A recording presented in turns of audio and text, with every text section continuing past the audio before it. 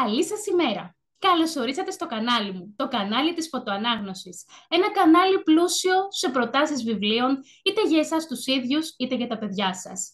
Είμαι η Γιάννα Κοπούλη Βασιλική, είμαι ψυχολόγος, συγγραφέας και επιστοποιημένη εκπαιδεύτρια της μεθόδου της φωτοανάγνωσης.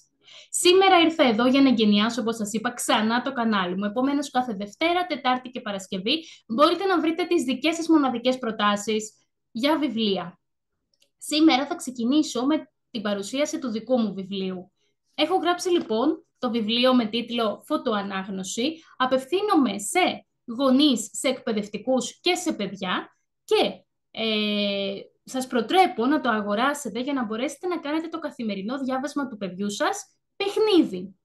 Κυκλοφορεί από τις εκδόσεις «Ο Νόμος της Επιτυχίας». Μπορείτε να το βρείτε σε ένα οποιοδήποτε βιβλιοπωλείο, είτε από το site, είτε δηλαδή από την ιστοσελίδα του εκδοτικού οίκου.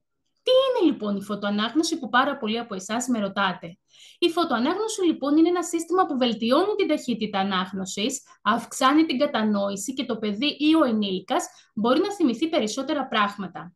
Στο βιβλίο μου λοιπόν μπορείτε να βρείτε τις δύο μεθόδους της ταχείας ανάγνωσης και του διαγωνίου διαβάσματος που αφορούν, όπως ίσως θα καταλάβετε, την ανάγνωση. Μπορείτε να βρείτε το mind mapping ή αλλιώς τη σαράχνωση, όπως χαρακτηριστικά της ονομάζω, και να κάνετε πολύχρωμα σχεδιαγράμματα είτε για εσάς τους ίδιους, είτε να κάνουν τα παιδιά σας προκειμένου να μάθουν την ιστορία ή κάποιο άλλο μάθημα, όπως για παράδειγμα την προπαίδεια, εάν είναι στο δημοτικό.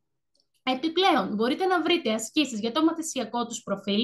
Το μαθησιακό προφίλ ενός μαθητή είναι πάρα πολύ σημαντικό να το γνωρίζουμε, γιατί αυτό μας δείχνει τον τρόπο με τον οποίο απομνημονεύει πιο γρήγορα τις πληροφορίες και όχι μόνο αυτό, αλλά του μένουν και για μεγαλύτερο χρονικό διάστημα.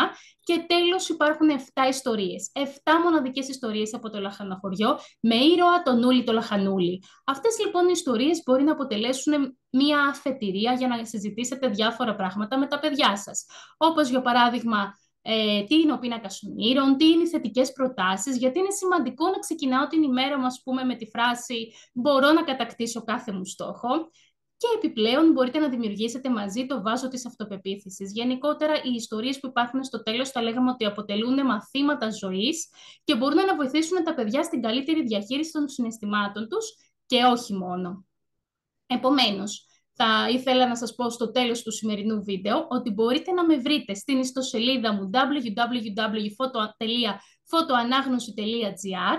Μπορείτε να βρείτε όλες τις δράσεις μου στα social media, είτε στο Facebook είτε στο Instagram. Στο Facebook μπορείτε να με βρείτε από το προσωπικό μου προφίλ Γιάννα Κοπούλου Βασιλική, είτε από την ομάδα και τη σελίδα της φωτοανάγνωσης, και στο Instagram πάλι μπορείτε να με βρείτε ως φωτοανάγνωση ή στο προσωπικό μου προφίλ φωτοανάγνωση _Παύλα Βασιλική.